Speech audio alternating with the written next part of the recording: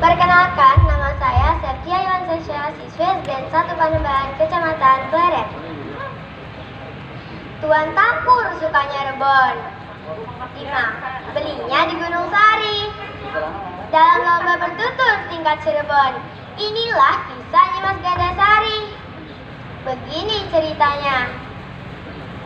Dahulu kala di Cirebon ada seorang wanita yang sangat cantik, dan kecantikannya terkenal hingga ke pelosok daerah Cirebon. Yakni dia adalah putri Syekh Datuk Soleh dari Pasai dan juga murid Ki Kuwu Cirebon, yaitu Mutmainah atau lebih dikenal dengan nama Nyimas Gandasari. Kecantikannya terkenal hingga ke pelosok daerah Cirebon dan Indramayu. Banyak gede dari Cirebon dan Indramayu datang untuk melamar, tapi semuanya secara halus ditolak. Bahu bersama Kanjeng Sunan Gunung Jati dan Kanjeng Sunan Kalijaga sepakat untuk mengadakan sayembara untuk menentukan jodoh yang seimbang sekaligus mengukur kesaktian Nyimas Gandasari. Hari sayembara pun tiba. Semua penggede dari Indramayu dan Cirebon berkumpul di tempat sayembara. Ki Gede Bungko, Ki Dampu Awang, dan Ki Gede lainnya dapat dikalahkan dengan mudah. Akhirnya Syekh Magelung yang semula hanya menonton tiba-tiba menjadi tertarik untuk mengikuti sayembara. Ia pun turun ke gelanggang setelah semua penggede dengan mudah dikalahkan oleh Nyimas Gandasari. Lalu terjadilah perang tanding yang benar-benar seru dan lama. Keduanya mengarahkan ilmu kanuragan tingkat tinggi, sampai-sampai yang menonton hampir dibuat terbengong-bengong. Sunan Kalijaga yang menjadi penengah dalam sayembara merasa khawatir jika kedua satria pilihan itu ada yang celaka. Maka diam-diam Kanjeng Sunan Kalijaga ikut turut campur dalam pertarungan tanpa diketahui keduanya. Tidak berapa lama Nyimas Gandasari mulai terdesak. Tidak berapa lama lagi gerakannya pun tak gesit lagi, dan hanya dengan pukulan yang menyerempet tubuhnya ia terjatuh. Nyimas Gandasari kalah. Seluruh rakyat yang menyaksikan sayembara bersorak-sorai. Dengan napas yang masih tersengal-sengal, Nyimas Gandasari berkata, "Hamba memang kalah, Rama Sunan. Hamba juga tidak akan ingkar janji.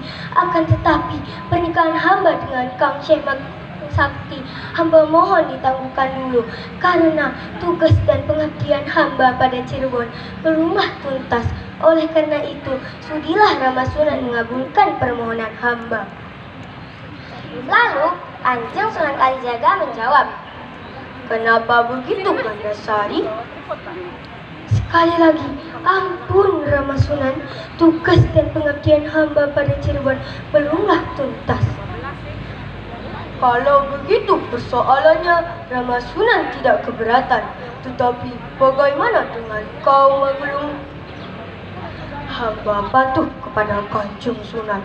Oleh karena itu, hamba pun tidak keberatan," jawab Syekh Magelung. Sayembara pun selesai. Beberapa tahun berselang terjadilah pertempuran besar antara negeri Galuh dan Cirebon. Negeri Galuh yang dipimpin oleh Prabu Cakraningrat tidak suka dengan orang-orang Islam.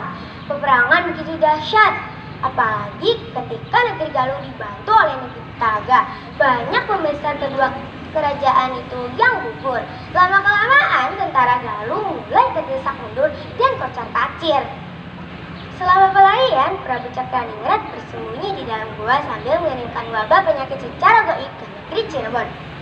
Akibatnya, banyak penduduk Cirebon yang meninggal. Melihat kenyataan itu, Mbahku bersama Kanjeng Sunan Gunung Jati sepakat mengutus Nyimas Gandasari. Kemudian berangkatlah Nyimas Gandasari menemui Prabu Cakraningrat yang sedang bertapa. Prabu Cakraningrat tampak kaget kedatangan Nyimas Gandasari. "Ketahuilah, hai Prabu Cakraningrat, aku bukanlah wanita murahan. Aku adalah Gandasari, utusan negeri Cirebon. Maka bersiaplah menghadapi seranganku." kata Nimas Gandasari sambil bersiap melepaskan serangan mautnya. Prabu Cakraningrat yang masih terkesiap tampak tidak berdaya menghadapi Nimas Gandasari yang tiba-tiba itu. Dengan pukulan berantai, ia pun dapat terkalahkan, tak mampu memberikan perlawanan yang berarti. Nimas Gandasari kembali ke Cirebon dengan membawa kemenangan. Sri Kandi Cirebon itu pun dianugerahi beberapa bidang tanah yang sekarang bernama Pedukuhan Panguragan. Teman-teman, dari cerita ini dapat diambil pelajaran yang dapat dipetik dari cerita ini adalah bahwa Tuhan pasti akan memberikan jalan keluar bagi umatnya yang mendapatkan kesulitan. Rakyat negeri Cirebon mendapat malapetaka dari Prabu Cakraningrat dan dapat lepas dari bahaya itu. Allah menurunkan kemudahan melalui Nimas Gandasari. Pengabdian Nimas Gandasari kepada negeri yang membesarkannya tampaknya perlu kita teladani. Ialah Sri Kandi negeri Cirebon. Buah durian, buah pepaya, dimakan satu persatu, masak di pohon. Sekian penampilan dari saya. Wassalamualaikum warahmatullahi wabarakatuh. Septia Yunan Sesa. Terima kasih.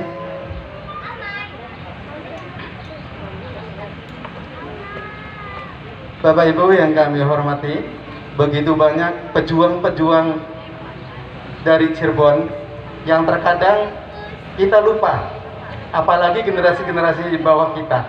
Oleh karena itu sengaja kami dari Dinas Karisma Kabupaten Cirebon untuk mengangkat tema ini agar anak-anak kita lebih paham tentang pejuang-pejuang khususnya dari Kabupaten Cirebon ini. Cek. Baik Bapak Ibu yang kami hormati, Cek. Anda yang satu ini masih duduk di kelas 4 SD. Hobinya membaca, cita-citanya ingin menjadi dokter, cita-cita yang sangat mulia. Kita panggil Almaira Kusna Zaidah yang akan membawakan sebuah cerita asal usul Cirebon. Selamat menyaksikan. Hai kawan-kawan, apa kabar? Assalamualaikum warahmatullahi wabarakatuh. Sebuah nama pasti mempunyai arti. Seperti nama aku, Almaira Kusna Zaidah, yang artinya putri yang sangat cantik, penuh kebaikan dan kemakmuran. Begitu juga dengan nama Cirebon. Nah, penasaran nggak cerita selengkapnya? Ikutin aku. Cerita asal usul nama Cirebon. Walang Sungsang, putra Mahaprabu Siliwangi, kabur dari istana. Sebelumnya, Walang Sungsang bermimpi mencari ajaran agama Islam. Tentu saja ayahandanya yang memeluk agama leluhurnya itu marah dan larangnya. Ayahandanya langsung mengusir Walang Sungsang. Setelah Walang Sungsang kabur dari istana, Walang Sungsang pergi ke Gunung Merapi. Setibanya di Gunung Merapi, Walang Sungsang bertemu dengan Sangyang dan Warsi. Sangyang dan Warsi mau menikahkan putrinya Dimas Inang Ayu dengan Walang Sungsang. Setelah mereka berdua menikah, Walang Sungsang bertemu dengan adiknya yang bernama Dimas Rara Santang. Karena Walang Sungsang belum mendapatkan ajaran agama Islam, dia pergi ke mertuanya atau juga merupakan gurunya. Baiklah nak, sekarang temui Sangyang Nango di Gunung Jangku. Dan bawalah ini, cincin batu ampal, baju kemenyan, jubah pengabaran, dan baju pengasihan. Jagalah pusaka ini baik-baik dan pergunakanlah jika perlu, jawab Walang Sungsang dengan hormatnya. Hamba Rama Sangyang. Pagi harinya itu, Walang Sungsang berangkat ke Gunung Cangkup. Sebelum Walang Sungsang berangkat ke Gunung Cangkup, Walang Sungsang memasukkan istri dan adiknya ke dalam cincin batu ampal. Setelah tiba di Gunung Cangkup, Walang Sungsang bertemu dengan Sangyang Nango. Sangyang Nango hanya memberikan petunjuk untuk Walang Sungsang. Sungsang putraku, temuilah Sangyang Naga dan bawalah ini golok cabang. Walang Sungsang diminta untuk menemui Sangyang Naga. Sangyang Naga hanya memberikan petunjuk untuk Walang Sungsang. Sungsang putraku, di sini tidak ada ajaran agama Islam. Di sini cuma ada ajian-ajian untuk memahami bahasa binatang dan kesaktian. Bawalah ini peci waring dan barong batok. Walang Sungsang kecewa karena Walang Sungsang cuma dibekali piring panjang,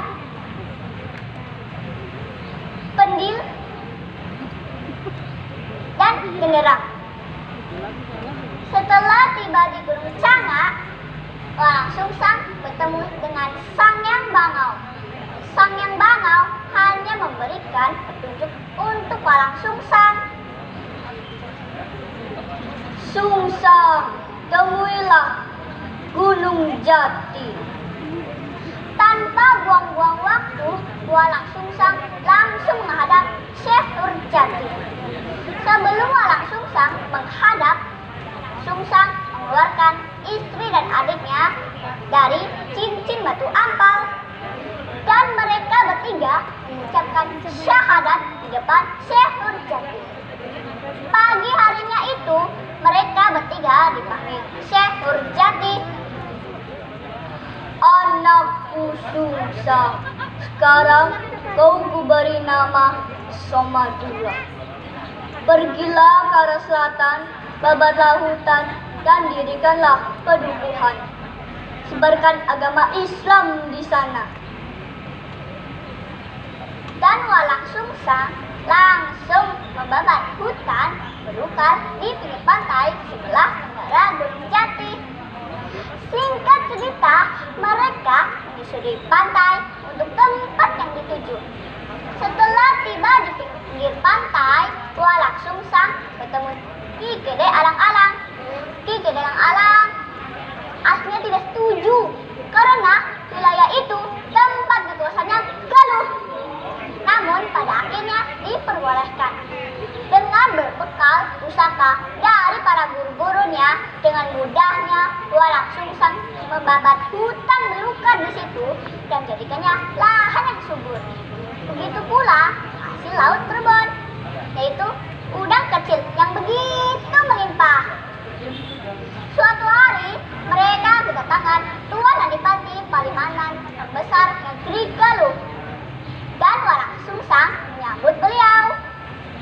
Selamat datang di kediaman kami, Tuan Adipati. Kami junjung segala perintah Gusti. Dan Tuan Adipati pun menjawab, ketahuilah tananganku ke sini untuk menentukan set pajak yang harus kalian bayar dan siapa yang menjadi di sini.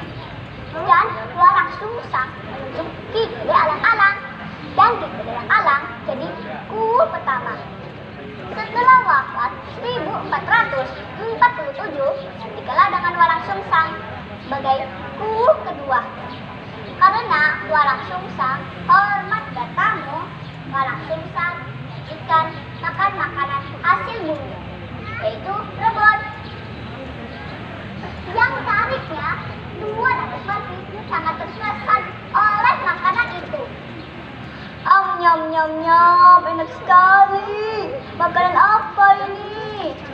Kata Tuan Adipati dan rombongannya. Jawab Ki Gede Alang-Alang, ini tumpukan rebon, lebih enak enak lagi air tumbukannya. Silakan cobalah semuanya. Dan makanan itu menjadi terkenal. Orang-orang Galuh yang berbahasa Sunda menyebut air adalah cai, cai sabon.